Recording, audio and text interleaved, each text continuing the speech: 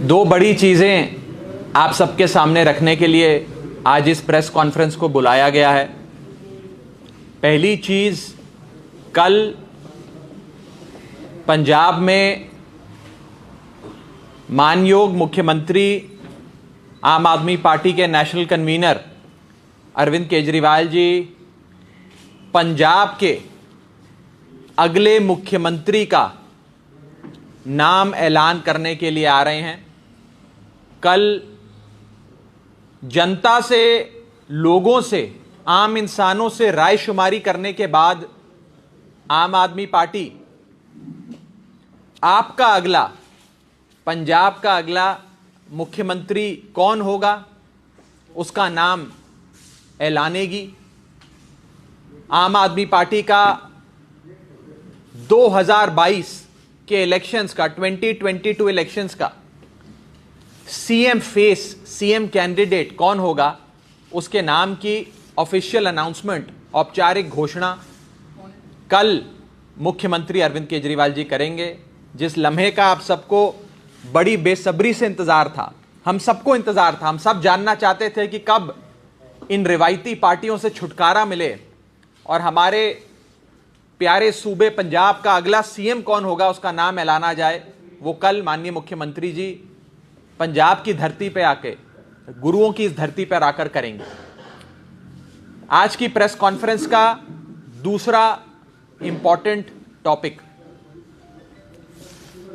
कांग्रेस की पहली लिस्ट आ गई और कांग्रेस की पहली लिस्ट में भाई भतीजावाद, डायनेस्टिक पॉलिटिक्स, बड़े बड़े नेताओं के बेटों को, भाइयों को टिकट देने का एक फैशन नजर आया, जिसमें फतेहगढ़ साहब के member of parliament Amar Singh ji के बेटे को रायकोट से कांग्रेस की टिकट मिली, अवतार हेनरी साहब के बेटे को जलंधर से टिकट मिली, ब्रह्म मोहिंद्रा साहब के बेटे को पटियाला देहाती से टिकट मिली। कई सारे बड़े बड़े नेताओं के रिश्तेदारों को टिकटें दी गईं, लेकिन मुख्यमंत्री चरणजीत सिंह चन्नी के अपने सगे भाई, जो बस्सी पठाना में बहुत समय से जा भी रहे हैं और कांग्रेस पार्टी से लंबे अरसे से टिकट मांग रहे हैं, उनको टिकट नहीं दी गई।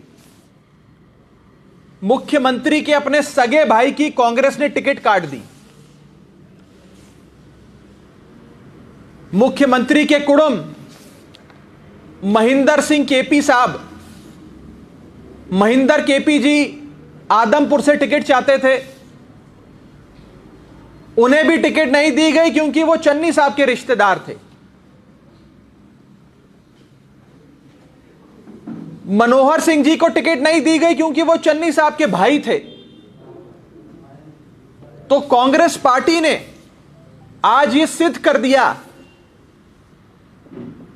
कि चन्नी साहब को इस्तेमाल कर कर, उनसे अपना काम निकलवाकर अब ये कांग्रेस पार्टी के लोग चरणजीत सिंह चन्नी साहब को पहचानते भी नहीं हैं।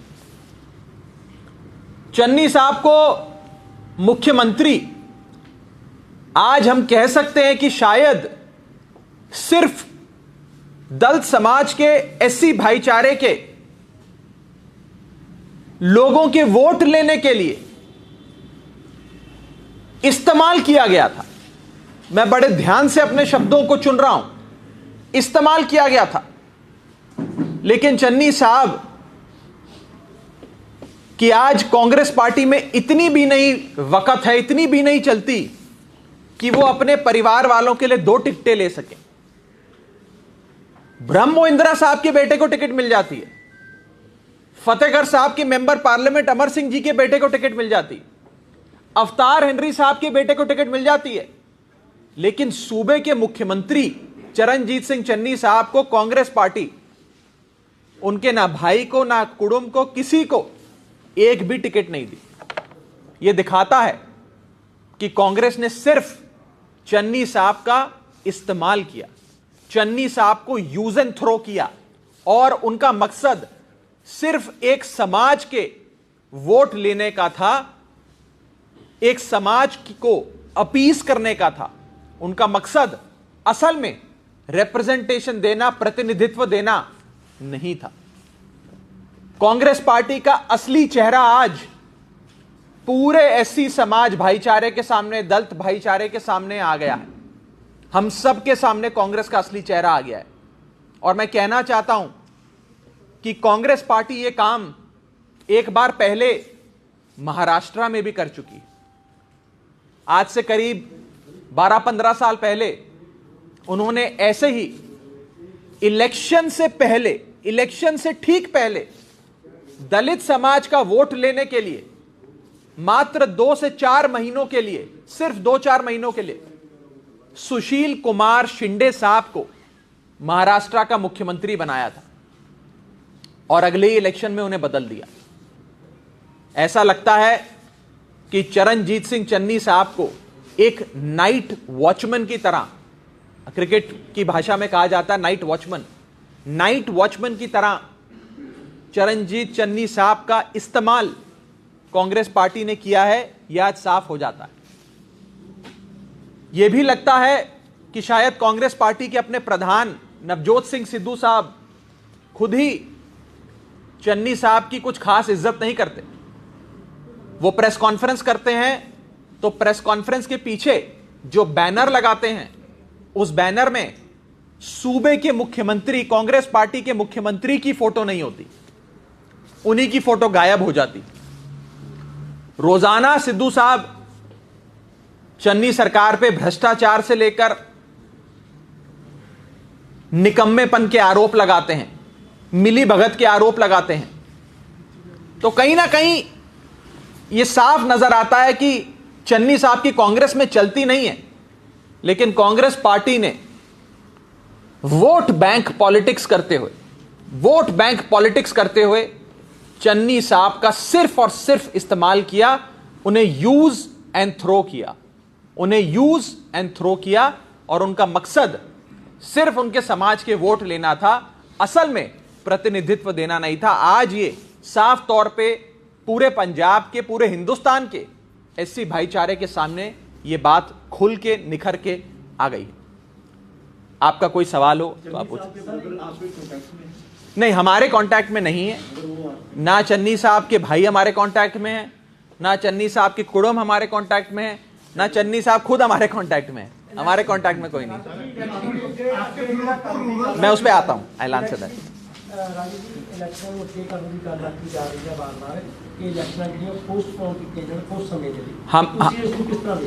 सर, हमने भी यही डिमांड करी आज।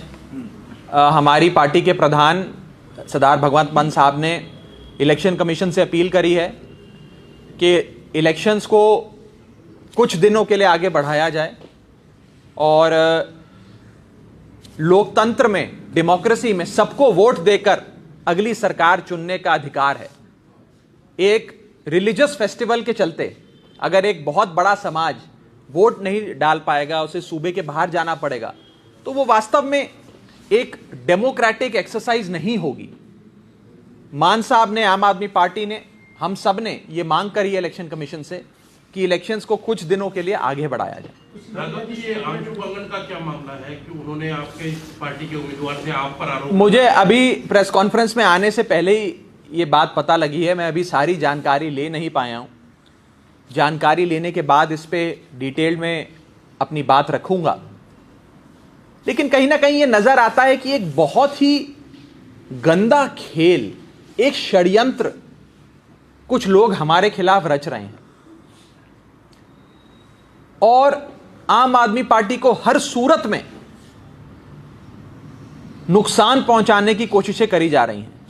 मुझे बताया जा रहा है कि शायद कोई बड़े कांग्रेस के सीनियर नेता ने हमारे फिरोजपुर के कैंडिडेट को कॉल किया, उन्हें कहा कि आप छोड़िए, उन पर दबाव बनाया। अभी सारी जानकारियां कुछ ही देर में आपके सामने आएंगी।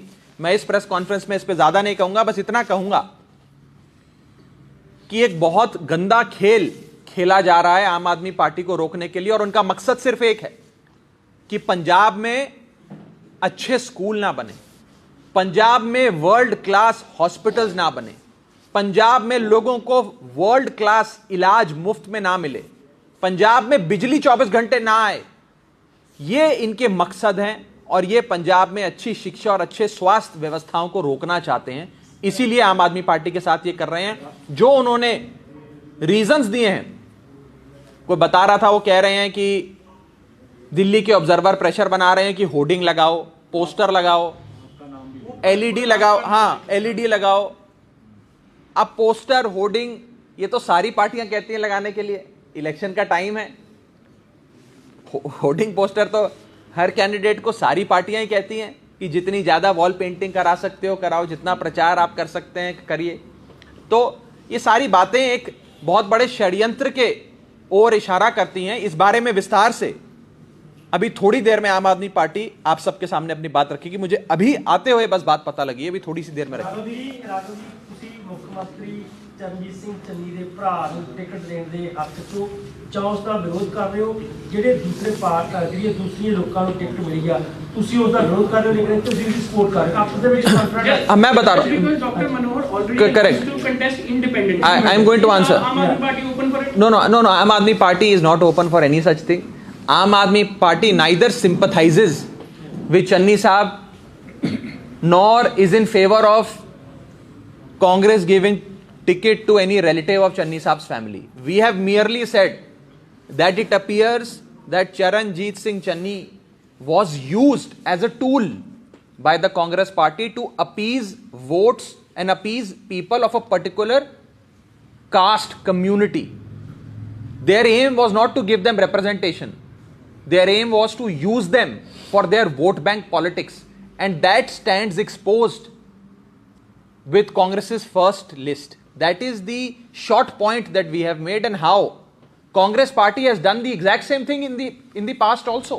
In Maharashtra, I am given to understand in the year 2003 or 2004, they did something similar, where Sushil Kumar Shinde Saab was put in as a night watchman, as an interim chief minister for a few months, and removed immediately after the elections, only and only to woo votes of a particular caste community. That's my limit. Congress तो one family one ticket का logic दे रही है। कहा, अब बताइए, फतेहगढ़ साहब के जो MP हैं उनको टिकट दी, वो तो सिटिंग मेंबर ऑफ पार्लियामेंट है, अमर सिंह जी।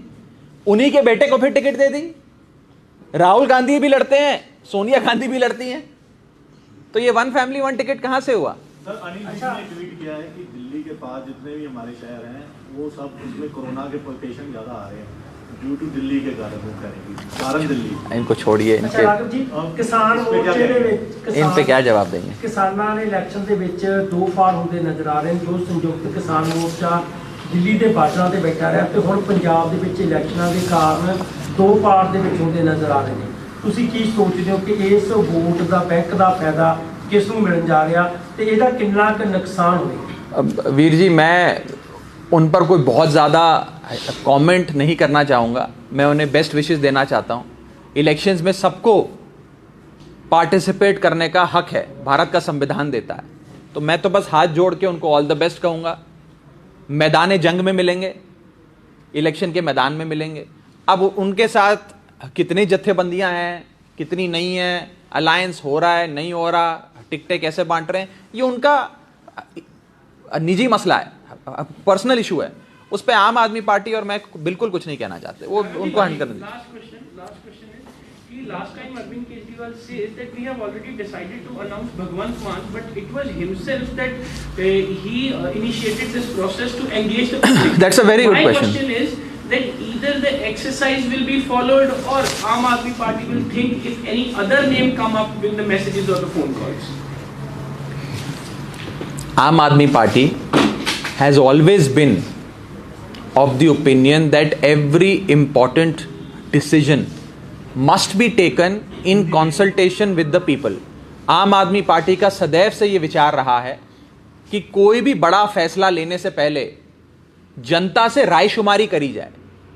ये कोई आम आदमी पार्टी का मुख्यमंत्री नहीं बनने जा रहा है, ये पंजाब सूबे की आवाम का मुख्यमंत्री बनने जा रहा है, पूरे सूबे का मुख्यमंत्री बनने जा रहा है। इसीलिए उस शख्स के बारे में, वो कौन होना चाहिए, इस बारे में आम आदमी पार्टी ने एक फैसला लिया कि हम रायशुमारी करते हैं, लोगों के लाखों में रिस्पॉन्सेज आए हैं।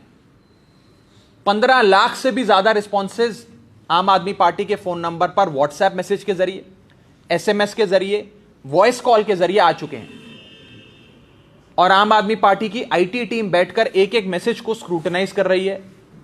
उसके नतीजे क्या हैं वो कल आपको खुद आम आदमी पार्टी के प्रधान अरविंद केजरीवाल जी बताएंगे। अगर कोई और नेम आया भगवान हाँ तो बताएंगे ना, वही बताएंगे प्रधान साहब। हो सकता है कोई और है तो प्रधान साहब बताएंगे। सर अरविंद केजरीवाल जी कल आ रहे हाँ जी। ਸੋ ਜਿਹੜੀ ਬਾਕੀ ਟਿਕਟਾਂ ਰਹਿੰਦੀਆਂ ਨੇ ਉਹਨਾਂ ਦੇ ਵਿੱਚ ਕਿਸੇ ਹੋਰ ਜਿਹੜੇ ਪਾਰਟੀਆਂ ਤੋਂ ਛੱਡ ਕੇ ਜਾਂ ਕਾਂਗਰਸ ਤੋਂ ਨਾਰਾਜ਼ ਹੋਣਗੇ ਉਹਨਾਂ ਨੂੰ ਕਿਸੇ ਨੂੰ ਟਿਕਟ ਅਨਾਉਂਸ ਕੀਤੀ ਜਾ ਸਕਦੀ ਹੈ ਜਾਂ ਸਿਰਫ ਜਿਹੜੇ ਤੁਹਾਡੇ ਹੀ ਬੰਦੇ ਨੇ ਉਹਨਾਂ सर अब तो 4 मेरे ख्याल से 4 सीटें रह गई हैं। एक लहरा रह गया है, खडूर साहब रह गया है, एक धूरी रह गया है। ਕਿਸੇ ਕਾਂਗਰਸ ਦੇ ਉਮੀਦਵਾਰ ਨੂੰ ਨਹੀਂ ਮਿਲਦੀ ਹੈਗੀ ਜਿਹੜੇ ਚਾਹਵਾਨ ਨੇ ਕਿ ਉਹਨਾਂ ਨੂੰ ਤੁਸੀਂ ਕਰ ਸਕਦੇ ਹੋ ਜੀ, ਲੈ ਸਕਦੇ ਹੋ। हमने इस बारे में अभी सोचा नहीं है। मुझे लगता है अगले 2 से 3 दिन में, मैक्सिमम 2 से 3 दिन में आम आदमी पार्टी अपनी 4 जो बची सीटें उनका नाम भी ऐलान कर देगी, बहुत जल्द कर देगी। सबसे पहले आम आदमी पार्टी अपने सारे उम्मीदवारों का ऐलान करेगी। आम आदमी पार्टी 2022 के इलेक्शन की इकलौती ऐसी पार्टी बनने जा रही है जो मुख्यमंत्री पद के नाम का उम्मीदवार कौन होगा, CM कैंडिडेट का ऑफिशियल अनाउंसमेंट करेगी। शिरोमणि अकाली दल ने नहीं किया ऑफिशियल अनाउंसमेंट, कांग्रेस पार्टी ने नहीं किया अनाउंसमेंट, बीजेपी ने नहीं किया अनाउंसमेंट, यहां तक कि संयुक्त समाज मोर्चे ने भी ऑफिशियल अनाउंसमेंट नहीं किया है। सिर्फ एक पार्टी 2022 के इलेक्शन में अपने CM कैंडिडेट का नाम ऐलान कर इलेक्शन लड़ेगी, वो है आम आदमी पार्टी। पंजाब के 2022 के इलेक्शंस एक बदलाव का इलेक्शन है। हम सब जब पूरे पंजाब में घूमते हैं, लोगों से बात करते हैं, लोग एक बात कहते हैं कि हम इन रिवायती पार्टियों से परेशान हो गए हैं, इनकी रिवायती सियासत से परेशान हो गए हैं। 1966 से लेकर आज तक 26 साल पंजाब पे कांग्रेस का राज रहा, 24 साल पंजाब पे अकाली दल का राज रहा। लोग परेशान हो गए हैं। इन दोनों पार्टियों ने पंजाब के खून चूस लिया, रेते बजरी से लेकर ट्रांसपोर्ट तक हर चीज में माफिया किया। अब लोग बदलाव चाहते हैं। अब लोग ना रिवायती पार्टियां चाहते हैं, ना रिवायती सियासतदान चाहते हैं। ये बदलाव का चुनाव है, इसलिए पूरा पंजाब एक आवाज में वीर जी कह रहा है, एक मौका केजरीवाल ਨੂੰ, ਇੱਕ ਮੌਕਾ ਆਮ ਆਦਮੀ ਪਾਰਟੀ ਨੂੰ। ਕੱਲ ਇੱਕ ਜਿਹੜਾ ਪਰਚਾ ਹੋਇਆ ਜੀ ਵਿਕਰਮ ਮਜੀਠੀਆ ਦੇ ਉੱਤੇ ਅੰਮ੍ਰਿਤਸਰ ਦੇ ਵਿੱਚ ਮੈਂ ਉਹਦੇ ਬਾਰੇ ਕੀ ਕਹਾਂ, मैं नहीं कुछ कह सकता। हो गया तो हो गया, ਤੁਹਾਡੇ ਤੇ ਵੀ ਇੱਥੇ ਹੋਇਆ ਸੀ ਨਾ ਜੀ ਖਰੜ। कोई गल नहीं, सर प्रोफेसर भुल्लर की रिहाई लेके सर की स्टैंड उस पर बताएंगे आपको, अलग से बताएंगे। सर एजेंसियों की तरफ से ना खबर आ रही है कि पंजाब में ISI को बढ़ावा दिया जा रहा है, कहीं RDX पकड़ा जा रहा है, कहीं ग्रेनेड पकड़े जा रहे हैं। तो चुनाव से पहले ऐसी गतिविधियां हो रही हैं। लुधियाना में ब्लास्ट हो रहा है। देखिए पंजाब का, मैंने पहले भी कहा था, आप में से बहुत साथी मेरी पहले वाली प्रेस कॉन्फ्रेंस में थे, पंजाब का माहौल बिगाड़ने के लिए, पंजाब के लॉ एंड ऑर्डर को, कानून व्यवस्था को डिस्टर्ब किया जा रहा है। इलेक्शन से पहले बेअदबी की कोशिशें होती हैं, लुधियाना कोर्ट कॉम्प्लेक्स में ब्लास्ट होता है। अब कुछ खबरें आ रही हैं कि कहीं RDX मिल रहा है तो कहीं और इस टाइप के असला, बम, बारूद मिल रहे हैं। तो कहीं ना कहीं पंजाब में सुख शांति, भाईचारा, लॉ एंड ऑर्डर को खराब करने की कोशिशें की जा रही हैं। मैं पंजाब के लोगों को हाथ जोड़कर कहना चाहता हूं, बेनती करना चाहता हूं कि सिर्फ एक ही पार्टी है जो पंजाब को एक मजबूत सरकार दे सकती है, जो पंजाब में कानून व्यवस्था, लॉ एंड ऑर्डर बनाए और बरकरार रखे, और वो है आम आदमी पार्टी। इस बार पंजाब की सुख शांति के लिए, पंजाब के भाईचारे के लिए, पंजाब में कानून व्यवस्था बरकरार रहे, उसके लिए झाड़ू का बटन दबाकर आम आदमी पार्टी को वोट दीजिएगा। Thank you.